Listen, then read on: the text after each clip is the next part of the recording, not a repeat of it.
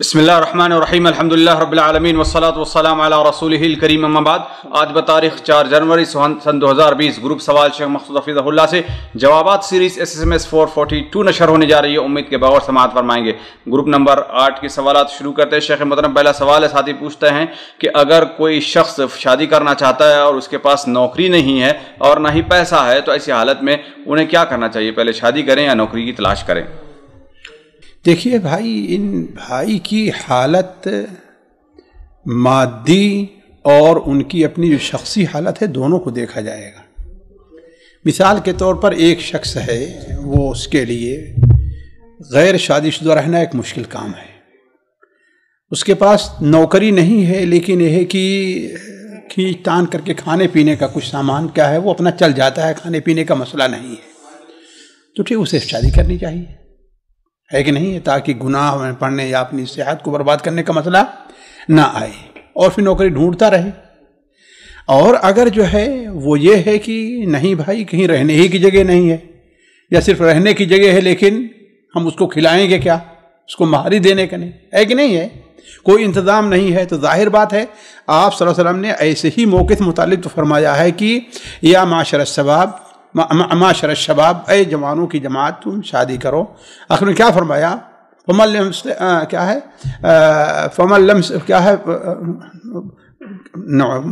نعوذ باللہ من ذلک، فمن لم یستطع فعلیہ بالصوم من استطاع منکم الباءۃ، جس کو اس کی گنجائش ہے شادی کرے اور نہیں تو کیا ہے وہ روزہ رکھے۔ تو یہ تو ان کے حالات کے اوپر ہوگا کہ ان کی اپنی شخصی حالات، ضروریات کیا ہیں اور مادی ان کے حالات کیا ہیں، اس کے اوپر سوچ کر کے کوئی فیصلہ ہوگا۔ جی، اگر نبی کریم صلی اللہ علیہ وسلم کی سیرت سے اگر وہ لیتے ہوئے کہ اللہ کے رسول اکرم صلی اللہ علیہ وسلم نے ایک صحابی رضی اللہ تعالیٰ عنہ سے پوچھا کہ تمہارے پاس کچھ ہے؟ کچھ نہیں تھا، یعنی صرف کچھ آیتیں سکھانے کی عوض میں۔ لیکن یہ نہیں ہمیں بھولنا چاہیے کہ آپ نے جو سوال کیا تھا وہ مہر کے لیے کہا تھا، یہ نہیں تم کے پاس گھر بھی رہنے کے لیے نہیں تھا، گھر کا رہنے کے لیے گھر تھا، اور اس کا مطلب ہے کہ کھانے پینے کا بھی ان کا اپنا کچھ انتظام تھا۔ تبھی تو آپ نے کیا سوال کیا؟ مہر سے متعلق، کیا تمہارے پاس ہے؟ تو کہا ٹھیک نہیں ہے، تم اسے قرآن سکھا دو، ہے نا۔ اور وہ صحابہ جن کے پاس کچھ تھا نہیں، وہ اللہ کے رسول کے پاس مسجد میں رہا کرتے تھے، جن کے پاس سر چھپانے کے لیے بھی کوئی چیز نہیں تھی، تو اہم بنیادی چیزیں لے کر رہے گا کہاں آخر میں جب گھر نہیں ہے تو؟ جی، تو یہ بنیادی چیزیں ہیں، گویا کہ اس کے ساتھ ساتھ مہر کے ان کے پاس پیسہ نہیں تھا۔ جی، اس کو لے کر کوئی غلط دلیل نہیں بنا سکتا کہ دیکھیں اللہ کے رسول نے ایسے صحابی کا بھی نکاح فرمایا تو ہمارے پاس بھی کچھ نہیں ہے، تو لو ہم بھی نکاح کر لیتے ہیں، اللہ تعالیٰ کچھ نہ کچھ دے دے گا بعد میں۔ بھائی ٹھیک ہے، اگر کوئی آدمی اتنا اللہ تعالیٰ پر متوکل ہو، اتنا اللہ کو حسن ظن ہو، تو اللہ تبارک و تعالیٰ ہر چیز پر قادر ہے، کوئی بات نہیں ہے نا۔ لیکن عام لوگوں کے لیے اصل کیا ہے، وہ اسباب اور وسائل دیکھنا چاہیے۔ اللہ تعالیٰ نے ہر چیز کو ایک سبب کے ساتھ مسبب کیا ہے۔ جی نہیں، اگر کوئی ایسا کر لیتا ہے تو پھر وہ بھوکا اگر رکھے گا تو بیوی کو تو گنہگار ہوگا۔ ظاہر بات ہے، بیوی کو حق ہے کہ ہاں بھائی وہ طلاق طلب کرے۔ جی، اگلا سوال ہے، ایسا پوچھتے ہیں کہ اگر کوئی کسی کو نوکری نہیں ملتی ہے تو ایسی صورتحال میں انہیں کیا کرنا چاہیے اور پریشانیوں کا سامنا کیسے کرنا چاہیے؟ بھائی دیکھیے، اللہ تبارک و تعالی کی کتاب اور رسول صلی اللہ علیہ وسلم کی سنت پر دیکھیے تو روزی حاصل کرنے، اس میں برکت، اور اس قسم کی جو چیزیں ہیں ان کے لیے 2 چیزیں بڑی اہم ہیں۔ یعنی انسان اپنی بھی کوشش کرتا رہے، یہ نہیں کہ ہاتھ دھول کے بیٹھا ہے، اپنی بھی کوشش کر رہا ہے، اس کے ساتھ اگر اللہ تبارک و تعالیٰ کا تقوی اور استغفار کو استعمال کرتا ہے تو اللہ تعالیٰ برکت دے گا۔ وَمَن يَتَّقِ اللَّهَ يَجْعَل لَّهُ مَخْرَجًا وَيَرْزُقْهُ مِنْ حَيْثُ لَا يَحْتَسِبُ۔ اس طریقے سے استغفار، یہ 2 چیزوں کا اہتمام کر لے، اللہ تبارک و تعالیٰ اس میں برکت دے گا۔ جی، اگلا سوال ہے، ساتھی پوچھتے ہیں کہ ایک شخص نے 11 رکعت تراویح کی نیت کی اور نماز شروع کی اور 5ویں رکعت میں اس نے سلام پھیر دیا، اور بعد میں امام صاحب نے کہا کہ اللہ تعالیٰ سے دعا ہے کہ اللہ ہماری یہ جو 5ویں رکعت ہے وہ وتر بنا دے اور ہم قیام مکمل کر لیں گے۔ یہ امام صاحب کا یہ طریقہ کار کیا تھا؟ بھائی امام صاحب نے اگر جو ہے 5ویں رکعت شروع کرنے سے پہلے اگر یہ نیت کر لی کہ ہاں اس کو وتر ہم پڑھیں گے تو کوئی حرجہ نہیں۔ نہیں، غلطی سے یہ چیز ہوئی ہے؟ نہیں، غلطی سے تو اس کا اعتبار نہیں ہے، ضروری یہ ہے کہ وہ 1 رکعت اور لیں اور سجدے سہو کریں۔ الصلاۃ مثنی مثنی، 2 رکعت ہے کہ نہیں ہے، 1 رکعت اور لیں اور کیا کریں، پھر اس کے بعد اگر پڑھا تو 1 رکعت جو ہے وتر پڑھ کے ختم کر دیں، جی جی. اب جو ان کے پیچھے تھے اب تو کافی ٹائم ہو گیا ہے، تو اب لوگ کیا کریں گے ان کے جو پیچھے تھے؟ الامان الحفیظ، اب کیا کہا جا سکتا ہے؟ ان کے لیے کچھ اس رکعت کو دہرانے کی ضرورت ہے؟ کچھ نہیں ہے، بس کچھ نہیں. اللہ تعالیٰ سے توبہ اور استغفار ہے. یعنی یہ جو غلطی تھی یہ امام صاحب کی ہی اللہ کہ اسی رات کے اندر معلوم ہو جائے، وہ ہو جائے تب تو ٹھیک ہے، وتر کو دوبارہ پڑھیں گے وہ. جی. اگلا سوال ہے، ساتھی پوچھتے ہیں کہ میرے عقیدے میں ہے کہ حضرت علی علیہ السلام حضور صلی اللہ علیہ وسلم کے علاوہ تمام انبیاء سے افضل ہیں. آپ مجھے قرآن مجید سے دلیل دیں کہ انبیاء ہی تمام لوگوں سے افضل ہیں. اعوذ باللہ من ذالک. یہ کوئی شیعی صاحب تو نہیں ہیں جو صرف بطور اعتراض کے سوال کر رہے ہیں، جو سوال کا ان کے انداز ہے. اولاً تو انبیاء علیہم الصلاۃ والسلام کی تمام دنیا کے لوگوں پر افضلیت سے متعلق یہ امت کا اجماع ہے. اللہ کی بعد ملحد قسم کے جو صوفی حضرات ہیں انہوں نے یہ کہا ہے کہ ولایت نبوت سے افضل ہے، ورنہ امت کا اس کے اوپر اجماع ہے. اور ظاہر بات ہے اجماع صرف ہوا میں نہیں ہے، اس کے لیے قرآن اور حدیث میں دلیل ہے. قرآن مجید کے متعدد آیات ہیں. مثال کے طور پر اللہ تعالیٰ ارشاد فرماتا ہے اللہ یصطفی من الملائکۃ رسلا ومن الناس، ہے کہ نہیں؟ اللہ تعالیٰ فرشتوں میں سے جس کو چاہتا ہے اور لوگوں میں جس کو چاہتا ہے اپنے رسالت کے ان کو چن لیتا ہے. اس کا معنی کیا ہوا؟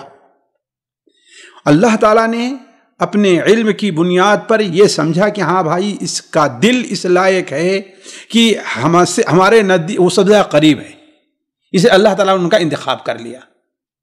اور اس سے بھی واضح دلیل اللہ تبارک و تعالیٰ نے سورہ الانعام میں جہاں اللہ تبارک و تعالیٰ نے 18 نبیوں کا ذکر کیا ہے، سب سے ایک جگہ کسی صورت میں نبی کا ذکر ہے تو وہ سورہ الانعام میں ہے. ان کے بعد اللہ نے کیا فرمایا؟ وَكُلًّا فَضَّلْنَا عَلَى الْعَالَمِينَ، وَكُلًّا فَضَّلْنَا عَلَى الْعَالَمِينَ. ان تمام کو ہم نے کس پر فضیلت دی ہے؟ ساری دنیا کے لوگوں پر فضیلت دی ہے. اس لیے اصل یہ ہے کہ انبیاء علیہم الصلاۃ والسلام کیا ہیں؟ وہ سب سے افضل ہیں. اللہ کے رسول صلی اللہ علیہ وسلم کی وہ حدیث جو امام حنبل رحمہ اللہ اپنی کتاب فضائل صحابہ میں نقل کرتے ہیں، اور دیگر کتابوں بھی ہے لیکن فضائل صحابہ جو کہ امام حنبل سند عالی اور ایک معتبر امام ہیں، ہے کہ نہیں؟ اس میں ہے کہ آپ صلی اللہ علیہ وسلم نے ارشاد فرمایا کہ ما طلعت الشمس ولا غربت، سورج نہ طلوع ہوا نہ غروب ہوا، کس پر؟ علی افضل نبیوں اور رسولوں کے بعد ابو بکر اور عمر کے علاوہ کسی اور پر سورج طلوع اور غروب نہیں ہوا. یعنی ابو بکر اور عمر کو تمام دنیا کے لوگوں پر اللہ تعالیٰ نے جب فضیلت دی تو اس کے ساتھ کیا فرمایا؟ اللہ تعالیٰ رسول کیا فرمایا کہ ہاں بھائی یہ انبیاء اور رسول جو ہے ان سے بلند ہے. تو انبیاء اور رسول جو ہیں ان کا کوئی مقام نہیں ہے، بلکہ اہل سنت و جماعت کے عقیدے میں ہے، جیسا کہ امام طحاوی رحمہ اللہ اپنی کتاب عقیدہ طحاویہ میں لکھتے ہیں ایک نبی جو ہے تمام دنیا کے ولیوں پر بھاری ہے.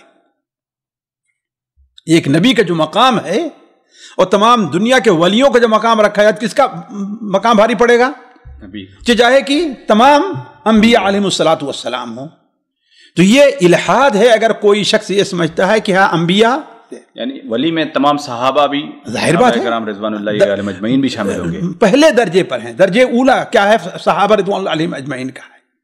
اور اس کے بعد انبیاء علیہم السلام کے بعد اگر سب سے اسی حدیث سے معلوم ہے سب سے افضل کون؟ حضرت ابوبکر اور عمر. اور یہ تو حضرت علی رضی اللہ تعالیٰ عنہ نے جب دیکھا کہ کچھ لوگ ان کے بارے میں غلو کر رہے تھے، ممبر پر کھڑے ہو کر کے اعلان کیا کرتے تھے. ممبر پر کھڑے ہو کر کے اعلان کرتے تھے کہ ہاں کیا میں تمہیں نہ بتاؤں کہ نبیوں اور رسولوں کے بعد سب سے افضل کون ہے، یا اس نبی کے اس امت کے نبی کے بعد سب سے افضل کون ہے بتاؤں؟ کہا ابو بکر ہے. پھر کہا اس نبی کے افضل جو سب سے افضل نبی کے بعد جو سب سے افضل ہے اس کے بعد جو افضل بتاؤں حضرت عمر ہے. تو حدیثوں کے اندر اگر اہل سنت و جماعت میں سے کوئی ہے، شیعہ نہیں ہے، تو حدیثیں اس کثرت سے ہیں حضرت ابوبکر اور عمر کی افضلیت کی. حضرت علی رضی اللہ عنہ، حضرت علی رضی اللہ عنہ مقام اپنی جگہ مسلم ہے حضرت علی کا، اور بعض خوبیاں ایسی ہیں جو کسی میں نہیں، اس میں کوئی شک نہیں ہے، لیکن مجموعی طور پر دیکھا جاتا ہے، مجموعی طور پر جو خوبیاں اور افضلیت ابوبکر کو ہے کسی اور کو حاصل نہیں ہے. جی جی اگلا سوال ہے، ساتھی پوچھتے ہیں کیا اللہ تعالیٰ حضرت محمد صلی اللہ علیہ وسلم کو سب سے زیادہ محبت کرتے ہیں؟ ظاہر بات ہے، اسی لیے تو اللہ سب لوگوں پر ان کو فضیلت بخشی ہے کہ نہیں ہے؟ انا سید ولد آدم ولا فخر ولواء الحمد یوم القیامت بیدی ولا فخر، ہے کہ نہیں ہے؟ آپ صلی اللہ علیہ وسلم کو اللہ تبارک و تعالیٰ نے جو فضیلت دی ہے کسی اور کو نہیں دی ہے۔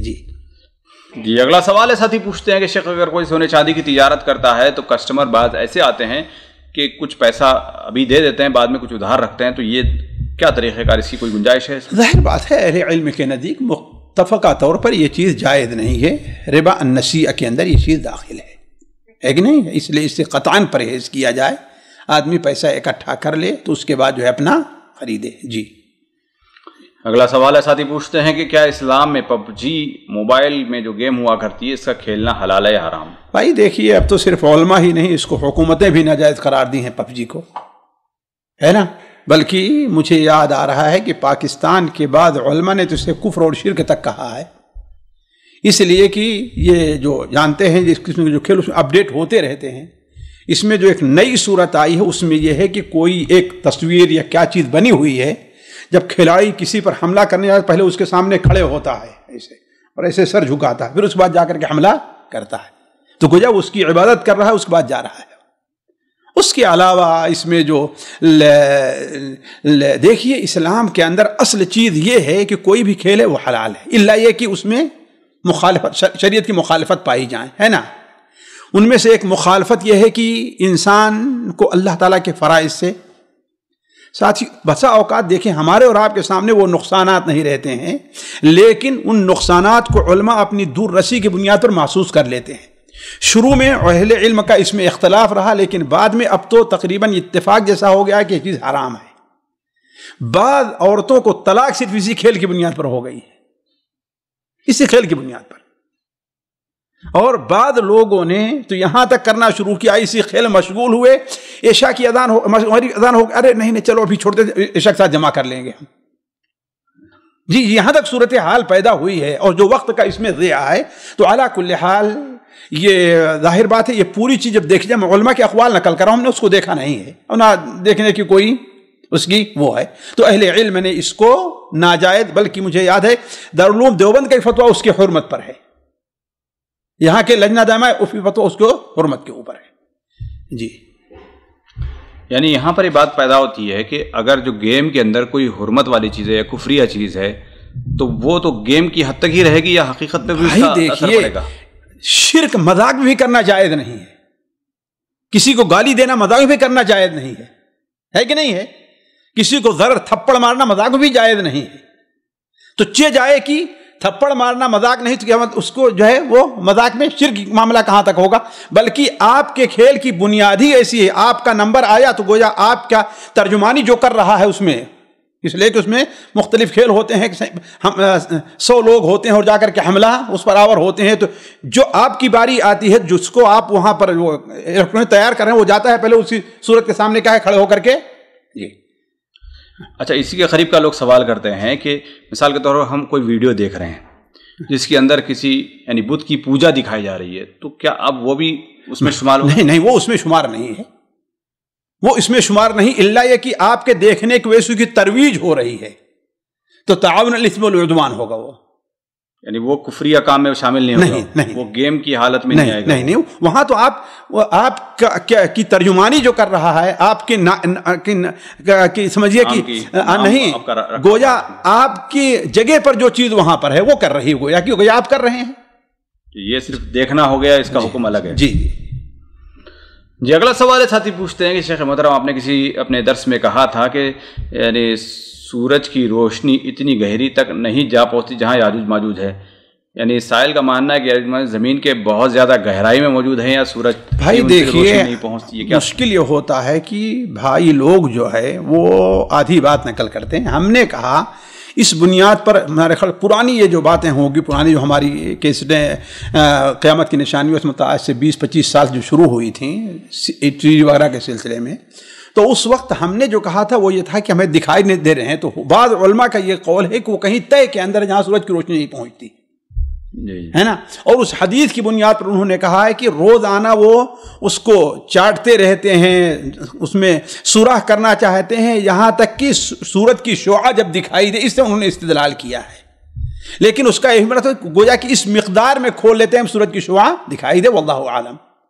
جی اگلا سوال ہے, ساتھی پوچھتے ہیں کہ شیخ محترم میں ایسی کمپنی میں کام کرتا ہوں, یعنی جو کمپنی فلائٹس میں جو ہے کھانا تقسیم کرنے کا جو کھانے کا انتظام کرتی ہے, وہ کمپنی میں کام کرتا ہوں, اور میرا کام یہ ہوتا ہے کہ فلائٹ میں کھانا رکھنا ہے اور وہاں سے نکال لینا ہے, پیکنگ کرنا ہے, یہ سارا میرا کام ہے. اور اس کھانے کی اشیاء میں شراب بھی شامل ہوتی ہے میرے کام میں. ظاہر بات آپ کے لیے جائز نہیں ہے, وہ نہیں جائز ہے. لعنت الخمر علی 10 اوجہ, 10 اعتبار سے. ان میں ایک یہ بھی ہے جو لے جا رہا ہے, جس کے پاس لے جائی جا رہی ہے, پلانے والا ہے جس کو ساری چیز, یہ تو گویا کہ آپ لے جا کر کے پیش کر رہے ہیں.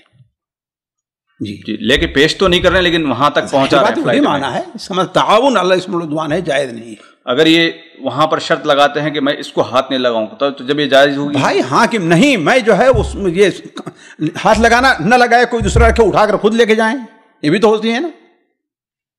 تو گویا آپ ہی تو اصل لے کے جا رہے ہیں نا. نہیں بالکل ہی اس ڈپارٹمنٹ میں نہیں جاؤں. ہاں تو کوئی جو کارٹون جو شراب کے وہاں جاتے ہیں فلائٹ میں, وہ کوئی اور لے کے جائے, میرے کام میں اس کو نہ رکھیں. ہاں تو اگر آپ کا ایسا کام ہے کہ اس میں کسی قسم کا تعاون نہیں ہے تو ٹھیک ہے, کوئی حرج نہیں. کام اس میں تو نہیں ہے, لیکن فلائٹ میں تو تعاون کوئی حرج نہیں. فلائٹ کا الگ مسئلہ ہے, اس میں ہو سکتا ہے دوسرا کوئی کام ہو. جی انجینئر ہے, یہ ہے, وہ ہے, تو کوئی نہیں. جی اگلا سوال ہے, ساتھی پوچھتے ہیں کہ شیخ محترم اگر کوئی شخص کسی دکاندار سے یعنی ایک حساب سے 50 من چاول وغیرہ ایک ساتھ خرید لیتا ہے, اور اس نے اس کے ساتھ دکاندار کے ساتھ اس نے یہ طے کیا کہ 50 ہم نے اتنے روپئے میں تم سے ہم نے خرید لیے ہیں, لیکن اب یہ ہم پورا ایک ساتھ نہیں لے کے جائیں گے, ہر مہینہ 15 دن میں جب ہمیں ضرورت پڑے گی اتنا لے کر جائیں گے, تو یہ بے جائز یعنی خرید کے اس کے پاس رکھ لیا ہے. جی اس کے پاس رکھ دیا ہے بطور امانت نہیں.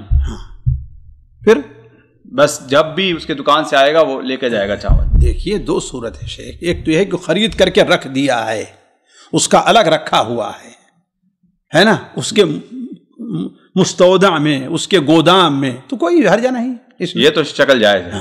لیکن لوگ آج کل ایسا کرتے ہیں کہ چلیے آج ہم نے یعنی ریٹ سستا ہے, 1000 روپے کے حساب سے ہم نے تھیلا خرید لیا ہے, تو اب لہٰذا ہم 20 تھیلے ہم نے خرید لیا. اب دکاندار کے لیے واجب ہے کہ جب بھی آئے گا وہ اسی ریٹ سے وہ دے گا. تو یہ دکاندار کا یہ طے کر لینا آپس میں ایک دوسرے کا کیا حکم رکھتا ہے.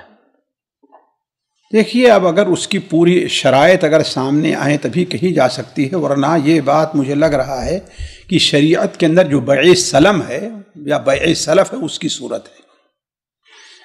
ہوتا یہ تھا کہ مثلا کسی نے کبھی موسم آنے سے پہلے ہی کھجور مثلا خرید لیا, مجھے میں آپ سے جو ہے جی موسم میں آپ مجھے جو ہے 1 کنٹل یا 2 کنٹل کھجور دیں گے, اس کا پیسہ آپ لے لیجئے. اس میں ہوتا یہ تھا کہ دونوں کا فائدہ ہوتا تھا, ان کو سستے مل جاتی تھی اور اس کے پاس پیسے آ جایا کرتے تھے. تو اللہ کے رسول صلی اللہ علیہ وسلم نے وقت ضرورت اسے بیع سلم اس کو جائز قرار دیا ہے. لیکن اس کے اندر شرط یہ ہے کہ دیکھیے کیا ہونا چاہیے, ایک تو اس کی قیمت معلوم ہونی چاہیے کہ اس قیمت پر یہ طے ہونا چاہیے. دوسرے یہ کہ مدت معلوم ہونی چاہیے, کتنے, یہ نہیں کہ آئندہ 2 سال کے بعد ہم اس کو ملیں گے, اتنے دن کے اندر میں اس کو لے لوں گا. تیسری چیز یہ ہے کہ اس کا وصف بھی معلوم ہونا چاہیے. یعنی مثال کے طور پر چاول خریدے تو کون سا چاول ہے وہ متعین ہونا چاہیے. جی ہے نا, یہ نہیں ہے کہ قیمت وہ لے رہا ہے, کیا بڑے ہوشیار ہوتے ہیں نا, آپ سے قیمت اچھے چاول کی لے رہے, ارے پیسہ تمہیں کم دیا لیا گھٹیا دار, کیا وہ بھی معلوم ہونا چاہیے, ہے نا. اس لیے آپ نے انشاءاللہ من یسرف فلیسرف فی اجل معلوم فی کیل معلوم اور یعنی 3 یا 4 شرط علماء نے لگائی ہیں. تو اگر یہ متعین ہو جائے کہ ہاں بھائی قیمت کتنی ہے اور یہ اس کی نوع کتنی ہے کہ نہیں ہے, کون سی ہے وہ ہے, تو انشاءاللہ اس میں کوئی حرج نہیں ہے, یہ جواز کی ہو سکتی ہے. یعنی یہ ساری شرطوں کے ساتھ تھوڑی بہت شرطیں اوپر نیچے ہو سکتی ہیں. مثال کے طور پر ابھی سونا مسور چاول یہ لے لیا جائے, یا ہم جیسے ابو کاس چاول یہاں پر لیتے ہیں. اب ظاہر سی بات ہے کوئی کبھی نیا بھی آ سکتا ہے اس میں, کبھی پرانا آ سکتا ہے, وہ اس میں کوئی حرج نہیں ہے بھائی, وہ الگ چیز ہے. لیکن یہ اگر شرط ہو جائے بھائی ہم پرانا ہی لیں گے, ہم نیا ہی لیں گے تو جائز نہیں ہوگا تبدیل کا، اس لیے کہ جانتے ہیں بسا اوقات نئے اور پرانے میں بھی فرق پڑتا ہے. ہم نیا لینا چاہتے ہیں، پرانا لے کے جو ہے وہ نیا دے رہا ہے ہم کو. اس لیے وصف ہے، وصف کیا ہے؟ وصف متعین ہونا چاہیے. نہیں، وصف میں تو کیٹیگری آتی ہے نا شیخ. چاول مثال کے طور پر کہا گیا کہ یہاں باب الہند ایک چاول ہے، ابو قاس ایک چاول ہے، ابھی دونوں یہ وصف تو ہو گئے. یہ نوع ہے شیخ، یہ نوع ہے، وصف نہیں. یہ قسم ہے چاول کی، وصف یہ نہیں ہے، یہ نوع ہے، قسم ہے. چاول کی یہ اقسام ہیں. صفت یعنی اس میں کیا صفت ہے، نیا ہے، پرانا ہے، چھوٹے دانے ہیں، بڑے دانے ہیں، کیا ہے. اب یہاں پر جیسے ابھی سعودی کی حالت ہے، اب ابو قاس ایک نام ہے، اس کی کیا وصف بیان کریں گے؟ میں نہیں جانتا بھائی، اس لیے تو ہم نے کہا کہ وہ پوری چیز جو ہے نا اس کی، وہ پوری چیز سامنے ہونی چاہیے تاکہ بعد میں اختلاف نہ پیدا ہو، ورنہ انہی چیزوں پر کیا ہے، اختلاف پیدا ہو سکتا ہے. جی اگلا سوال ہے، ساتھی پوچھتے ہیں کہ شیخ محترم ٹیکسٹ میسج پر نکاح ہو جاتا ہے یا نہیں؟ مثال کے طور پر یعنی یہ جیسے چیٹنگ چل رہی ہے واٹس ایپ پہ، یعنی بنا آواز کے اگر گروپ میں اگر کوئی چیٹنگ کر رہے ہیں، والد نے کہا کہ ہم نے تمہیں اپنے نکاح میں دے دیا، لڑکے نے اس کو قبول کر لیا، تو یہ ساری چیزیں کس زمرے میں آتی ہے شیخ؟ بھائی اگر جو ہے دیکھیے لکھی ہوئی چیز بھی وہ اس کے زبان سے کہی ہوئی چیز کے فقہا کے نزدیک ایک چیز ہے، الکتابۃ کالخطاب، فقہا کے اصول ہے، ہے کہ نہیں ہے؟ تو اب اگر یہ ہے کہ اس میں دھوکہ دہی یا اس کا کچھ جو ہے شبہہ نہیں، امکان نہیں ہے، تو ٹھیک ہے، جائز ہے. شرائط دوسرے پائے جا رہے ہیں، ایجاب اور قبول ہے، اور ولی موجود ہے، گواہ موجود ہیں، ہے کہ نہیں ہے؟ تب تو انشاءاللہ جائز ہونی چاہیے. یعنی ایک فیملی گروپ ہوتا ہے کبھی، ٹھیک ہے، اندر معروف ہے کہ یہ اس کا نمبر ہے، یہ اس کا نمبر ہے. بھائی دیکھیے اب اس میں کسی کا نمبر کوئی اور بھی استعمال کر سکتا ہے، تو ہے کہ نہیں ہے؟ کوئی اور بھی اس کا استعمال کر سکتا ہے. تو علی کل حال اگر وہاں پر اختلاف کا، اس لیے کہ دیکھیے اہل علم ہمیشہ سے، بلکہ اس سلسلے میں کہ ہاں ٹیلی فون کے ذریعے چونکہ بہت سے اس کے لیے کیا ہے بعد میں اختلاف، ارے ہم نے دیکھا ہی نہیں تھا، ہم نے تو یہ فیصلہ ہی نہیں کیا تھا، ہم نے تو یہ نہیں کیا تھا، ہمیں تو اس بنیاد پر کیا تھا، بڑے اختلافات. اس لیے علماء نے ان چیزوں میں شدت بڑھتی ہے. تو اگر ایسی چیز ہو کہ ہاں اب اختلافات کی گنجائش نہیں ہے انشاءاللہ حتی الامکان، تو کوئی حرج نہیں ہے. جی والا ساتھی پوچھتے ہیں کہ شیخ محترم نکاح کو ہمارے 20 سال ہو گئے ہیں، بیوی آج جو ہے نا طلاق کا مطالبہ کر رہی ہے، کہتی ہے کہ ہمارے 20 سال بڑی پریشانی میں گزرے ہیں، تو کیا طلاق دینا چاہیے؟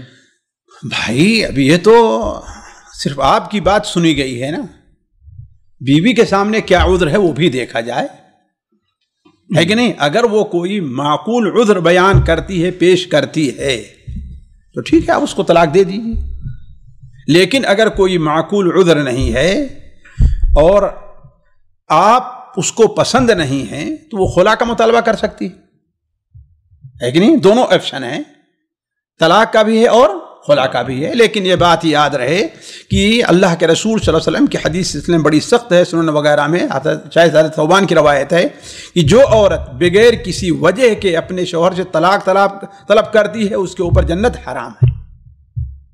اور سنن نسائی وغیرہ کی ایک روایت ہے کہ مختلعات ہن المنافقات، خلا لینے والی عورتیں کیا ہیں؟ وہ منافق. تو گویا بغیر کسی وجہ کے نہیں، لیکن ہاں اگر اس کے سامنے کوئی عذر ہے، اب آپ اس کی تمام ضروریات پوری نہیں کرتے ہیں، ظاہری اور باطنی ہے، تو اسے حق بنتا ہے بھائی.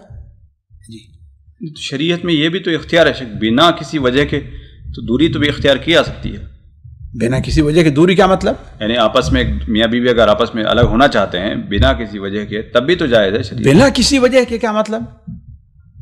یعنی کوئی عذر نہیں وہاں پر، دل میں پسند نہیں ہے. بھائی پسند یہ بھی تو ایک عذر ہے نا، یہ بھی تو ایک عذر ہے، یہ بھی تو ایک عذر ہے. یہ عذر مانا جائے گا؟ مانا جائے گا بھائی. عورت بھائی ہمیں اتنے دیکھتی رہی، صبر نہیں کر پا رہے ہیں، مجھ سے آپ کا دل نہیں ملتا ہے، تو ٹھیک ہے، یہ بھی ایک عذر ہے. جی اگلا سوال ہے، کچھ سوالات خواتین گروپ سے شامل کیے جاتے ہیں. پہلا سوال ہے، بہن پوچھتی ہیں کہ شیخ محترم ہمارے یعنی بہن کا سوال ہے کہ ان کے والد نے، ان کے والدین نے ان کے بیٹے کے لیے ایک ایف ڈی بنائی، یعنی فکس ڈپازٹ کچھ کیا، اور جس سے سود وغیرہ کے پیسے آتے ہیں، تو کہتے ہیں کہ ہم تو منع کر دیا ہے، تو کیا اب بھی ہمارے اوپر کوئی گناہ ہوگا اس کے؟ تو اس کو ختم کروانے کی کوشش کریں، والد صاحب سے کہیں والد صاحب یہ چیز جائز نہیں ہے، اس کو ختم کیجیے۔ جی جی جی۔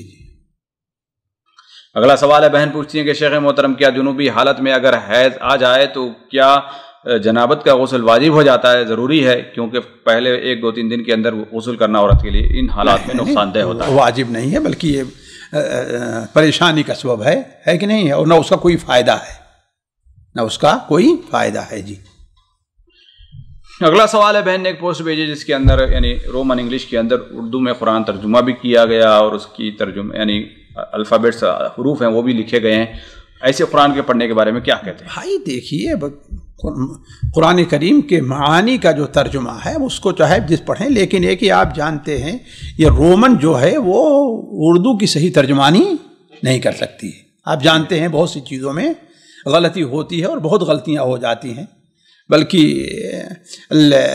جو لوگ صرف ترجمے کے اوپر اعتماد کر کے ایک زبان سے دوسری زبان میں نقل کرتے ہیں اس میں اور بھی بہت سی غلطیوں کا امکان رہا کرتا ہے کہ نہیں؟ ایک تو ترجمہ اردو میں کیا گیا، قرآن کے معنی کا ترجمہ اردو میں کیا گیا، پھر اس کے بعد آپ کیا اس کو انگلش میں لے آ رہے ہیں یا رومن میں، تو اس کے اور بھی غلطیوں کا امکان ہے۔ لیکن اگر کوئی شخص ہے وہ اردو نہیں جانتا ہے کہ نہیں، اردو پڑھنا اور یہ ہے تو ٹھیک ہے، وقت اپنا اس سے گزارا کر لے، لیکن یہ ہے کہ جہاں کہیں بھی کسی بھی قسم کا اشکال ہو ضروری یہ ہے کہ اس کے لیے اہل علم کی طرف رجوع کرے۔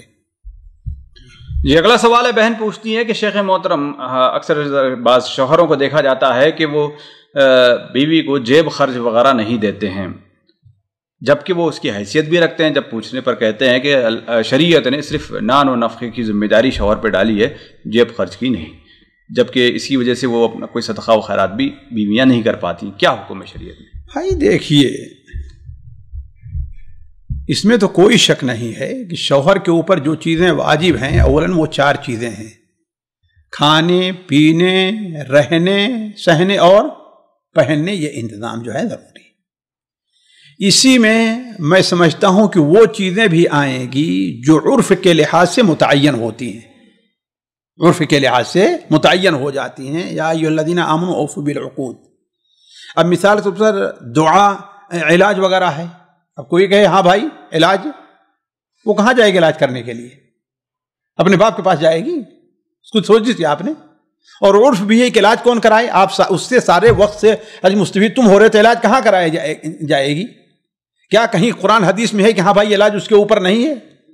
مجھے تعجب ہوتا ہے بسا اوقات بعض اہل علم پر جو خالص اس قدر ظاہری نص کی پابندی کرتے ہیں، ہے کہ نہیں ہے، کہ تعجب ہوتا ہے۔ بعض لوگوں نے کہا کہ علاج بھی اس کے اوپر واجب نہیں، تو کہاں جائے؟ خود نے انسان عقل سے سوچے، قرآن کی جو تعلیم ہے وہ عقل سے اس قدر دور نہیں ہے، خاص طور پر یہ معاملات جو ہیں، ہے نا، علاج ہے۔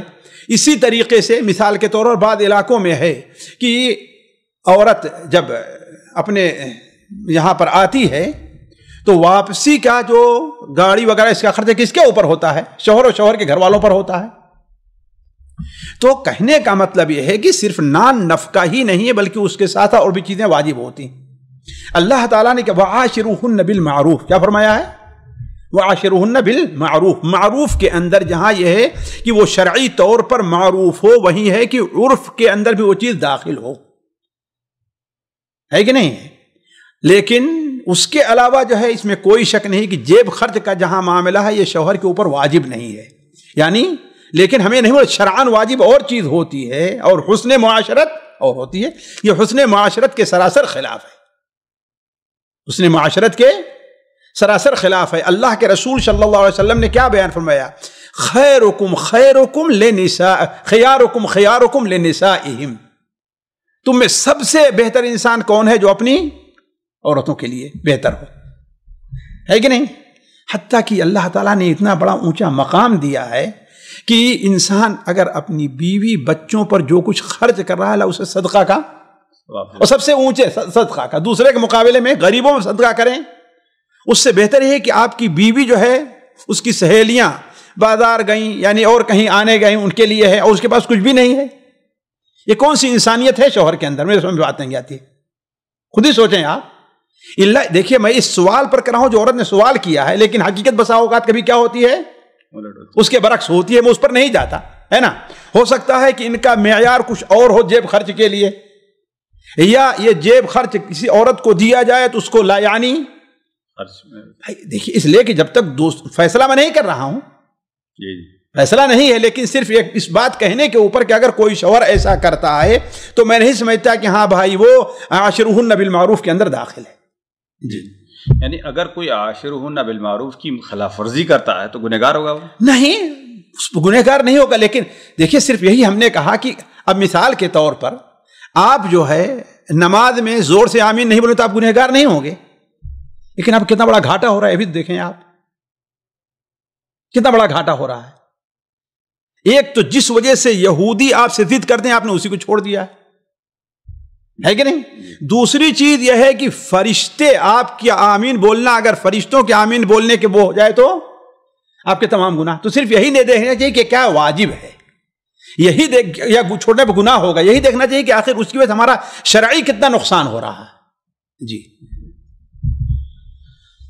جی، اگلا سوال ہے، بہن پوچھتی ہیں کہ شیخ محترم ہمارے یہاں پر ایک یعنی فیملی ہے جو لاک ڈاؤن کی وجہ سے یعنی قرض میں مبتلا ہو گئے، پہلے ہی وہ قرض تھا لیکن ابھی کام نہ ہونے کی وجہ سے اور کچھ پریشانیاں آئی ہیں، تو کیا ان کو ان کے زکوٰۃ کے ذریعے سے ان کا قرض ادا کیا جا سکتا ہے یا نہیں؟ کیا جا سکتا ہے، اللہ نے قرآن میں والغارمین کا پتہ نہیں، انہوں نے آخری میں ایک جملہ لکھا ہے، ویسی کوئی پریشانی نہیں ہے الحمدللہ۔ بھائی کوئی پریشانی نہ ہو لیکن قرض ادا کرنے کی استطاعت نہیں ہے، جو ابھی یعنی جیسے لیا تھا اور اچھی کمائی تھی، بہت سے ہمارے لوگ جانتے ہیں نا، نوکریوں کا معاملہ ہے، تجارت کا معاملہ ہے، حتیٰ کہ گاڑی جو لوگ چلاتے تھے ان کا بھی اپنا معاملہ ہے، ایک بنیاد بنا کر کے انہوں نے قرض لیا کہ ہاں بھائی 1 مہینے 2 مہینے میں ادا کر دوں گا، اب یہ صورتحال پیش آ گئی، اور ہم نے یہاں تک دیکھا ہے کہ جو دینے والا ہوتا ہے یہ نہیں دیکھتا، وہ چاہتا ہے کہ ہمیں ملے، کہہ دے کھا تو رہے ہیں ہمارا قرض ہی دینے کے لیے نہیں، تو اگر ایسی صورتحال ہے کہ وہ نہیں ادا کر پا رہے ہیں تو ان کو دیا ان کا قرض ادا کیا جاتا ہے زکوٰۃ سے۔ جی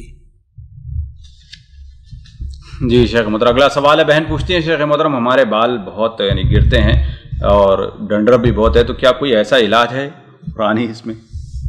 بھائی مجھے نہیں معلوم ہے، تعویذ گنڈا لکھنے والوں سے پوچھیے آپ، میرے پاس تو یہی علاج ہے کہ اللہ تعالیٰ سے دعا کیجیے، اور سب سے بڑا علاج صبر اور احتساب سے کام لیجیے۔ جی شیخ آپ نے جملہ کہا کہ تعویذ گنڈے والوں سے پوچھے، تو پوچھنا جائز ہے ان کے لیے؟ واللہ اعلم، کچھ لوگ ہیں بھائی جو تعویذ گنڈے میں ان کا نہیں کرتے لیکن عام کچھ عملیات بتاتے ہیں نا، غلط ہے نا، اگر کسی کے تجربے سے یہ معلوم ہو جائے کہ ہاں بھائی یہ ذکر جو ہے اس کام مناسب ہے اور جائز ہے تو کوئی حرجہ نہیں۔ جی اگلا سوال ہے، بہن پوچھتی ہیں کہ شیخ محترم اہل حدیث علماء کرام صرف تفسیر ابن کثیر اور احسن البیان کو ہی کیوں ریفر کرتے ہیں، کیوں اس کو بارے میں بتاتے ہیں، دوسری کوئی نہیں ہے؟ بھائی دیکھیے، جہاں تک تفسیر ابن کثیر کا تعلق ہے، تفسیر ابن کثیر کی یہ خوبی ہے کہ متقدمین میں کبار علماء جو رہے ہیں ان کی روایت اور درایت کا ایک خلاصہ پیش کر دیا انہوں نے بڑے اچھے انداز میں، اور اس کا انداز بھی ایسا آسان ہے کہ ہر آدمی جو ہے اس کو چھوٹا تھوڑا پڑھا لکھا آدمی اس کو آسانی سے سمجھ سکتا ہے، اور احسن البیان کا ہے کہ اس کے اندر حافظ صلاح الدین یوسف رحمہ اللہ کے ساتھ ساتھ استاد محترم شیخ صفی الرحمن کا بھی بہت بڑا دخل ہے خالص مراجعہ کی حیثیت سے، اس لیے وہ بھی ایک کیا ہے خلاصے کے طور پر آ گئی ہے، ورنہ جو ہے کوئی کسی دوسری تفسیر سے وہ منع نہیں کیے جاتے، اور جو فعلاً اہل حدیث علماء نہیں بلکہ چھوٹے سے طالب علم کی بات کیجیے، جو علماء ہیں اہل حدیث کے وہ دوسری تفسیروں کی طرف بھی رجوع کرتے ہیں اور بکثرت رجوع کرتے ہیں۔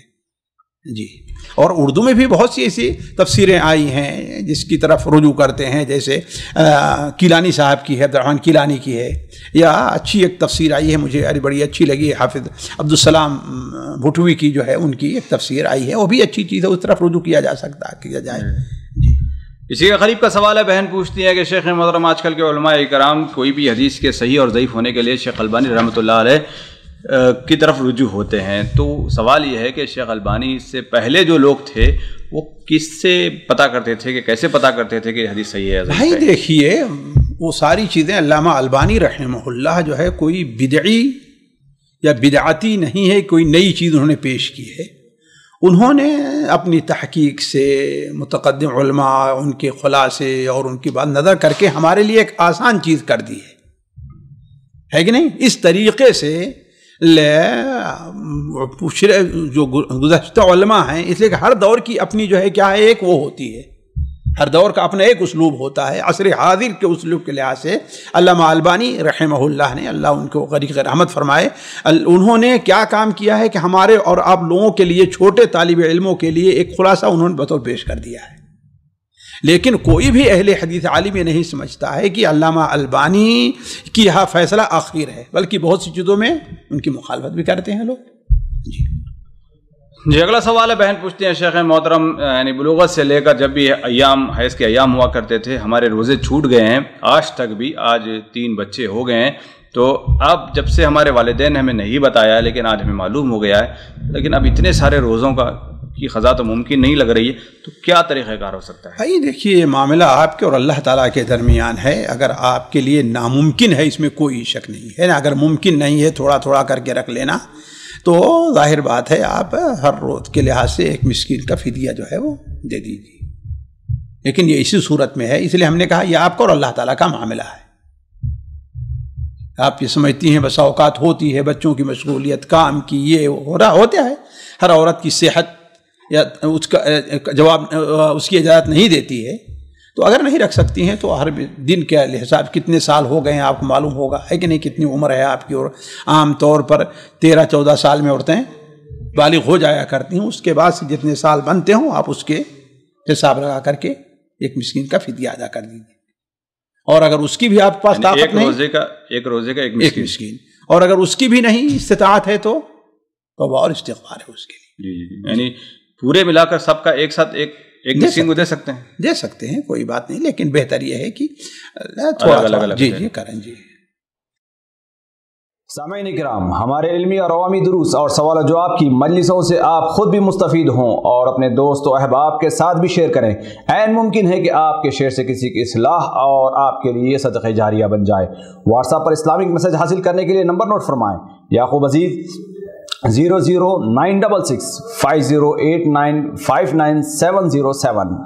واٹس ایپ سوال جو آپ گروپ میں ایڈ ہونے کے لیے نمبر نوٹ فرمائیں: عبدالسلام عمری 00966 502627 نمبر بھیجتے ہوئے نام اور پتہ ضرور لکھیں۔